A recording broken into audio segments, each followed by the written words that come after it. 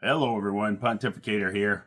I just watched a video about autonomous trucks and what's going on, and I took my eye off of it for a little bit because I kind of figured that the whole issue that they had last year with not being able to deploy safety devices would put an end to this argument, or at least the discussion of autonomous trucks. Or I was thinking maybe if it pushed through, they'd put some schmuck in the truck at $10 an hour that's not trained in trucking, but just to be there to monitor it and maybe to deploy triangles. I don't know. But I'm listening, and apparently they're running these things now in 4 or 5 different states. And they're talking about the possibility of, I watched one of the CEOs in the video, a YouTube video, I'll clip it in the bottom here. One of the CEOs said something about 0% accidents. And I'm going to tell you, this is the problem with everything in America. Unrealistic goals and expectations that lead to the stupid regulations that we have now.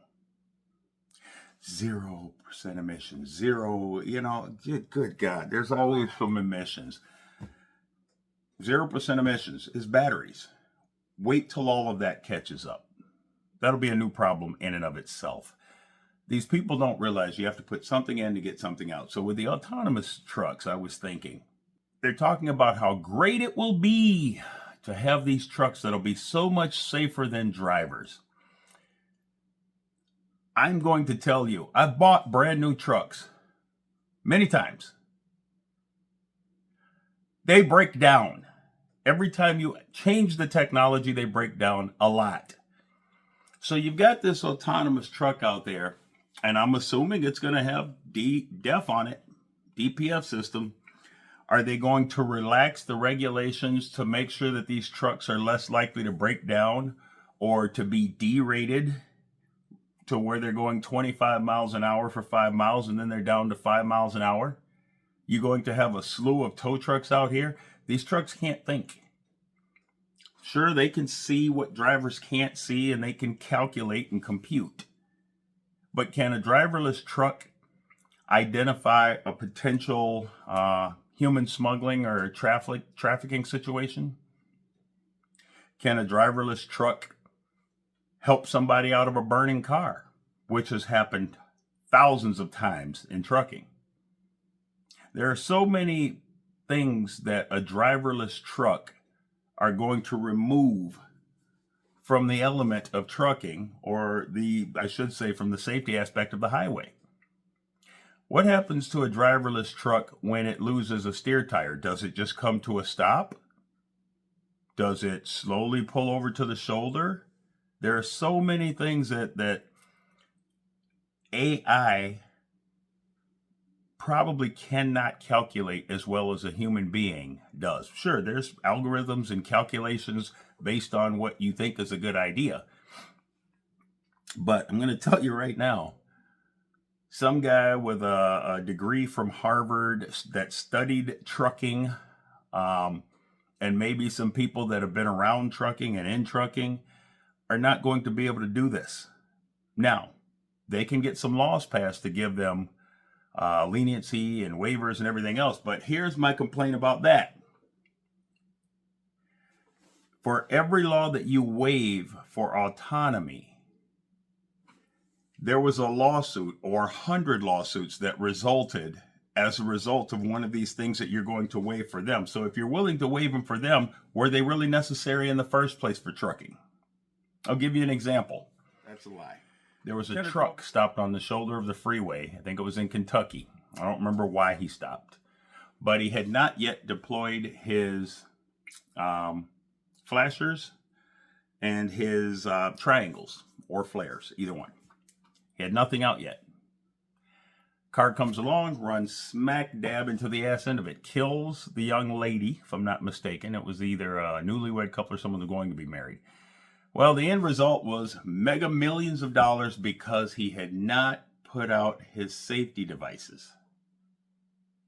Now, if you're going to eventually give waivers to autonomous trucks in order to do this and promote that technology, Why the hell did you ever have it in the first place? It must not have really been about safety if the human beings have to do it, but the robots don't. That's just one example. I got a few of them, but the video will be too long. What do you guys think about this AI technology that's coming and they're putting in trucking? They're saying, oh, it's going to create jobs. No, the jobs it's going to create are these. Right now, truck drivers make anywhere, if you're a bad truck driver, $40,000 a year. Some guys are making upwards of 120, 130. They say, well, it's going to create jobs. What, a job of sitting in a truck? Are they going to pay somebody $80,000 that doesn't have a CDL to sit behind the wheel of a truck and put out safety flares? No. They're going to pay a guy $80,000 to secure a load on the deck of a trailer? Who's going to be accountable for that? So now you have a shipper. Let's call it ABC Lumber. There is an ABC Lumber. Let's call it Ace Lumber. Forget about it. Whatever. So you've got a shipper out here. He's got 200 trailers in his yard waiting for these autonomous trucks. The shipper is going to load these trailers, secure these loads down with straps owned by who? The shipper or the trucking company? Who's responsible for that securement when something goes wrong and it leaves the trailer and kills someone? Who gets sued? Right now, it's the trucking company because we're responsible for everything, which is why we sometimes refuse to haul certain loads. So they're going to have to put in a ton of allowances and allow things, or allow the AI and the technology to get away with things that the trucking industry has had to deal with for decades. These nuclear lawsuits. We only have them because politicians are attorneys. I'm sorry. They say you can't put a price on life. Well, you do it every time you go in and say you want $100 million. You don't get $100 million, you settle for $5 million. So there's a price somewhere. But why is it that if someone is driving 100 miles an hour and they run into the ass end of a trailer and die, the family thinks they're supposed to get $100 million? But same thing. They're going 100 miles an hour and they run into the ass end of a motorhome and die. Nobody files a $100 million lawsuit. Okay, the trucking industry is under attack, and now it looks like it's under a new attack. We have to stick together. We have to stick together like a union. I'm beginning to think that maybe we should partner with the people that have unionized and or at least organized people for decades now with results. If we don't all stick together, none of us are going to have a job before long. And I'm also starting to see the corporate greed that people have complained about for decades. How many billions of dollars in profit does one company need? If you've got a trucking company and you've got 5,000 trucks, 10,000 trucks, and you're making a profit, I don't know, $100 million a year, that's not enough. Why? Because you've got shareholders that want to make more. I get that and I understand that. But are you at all worried about the destruction you leave in your wake? Has anyone seen the movie WALL-E? I get it. It's a Disney movie. But I'm going to tell you right now, everyone needs to watch and understand that movie.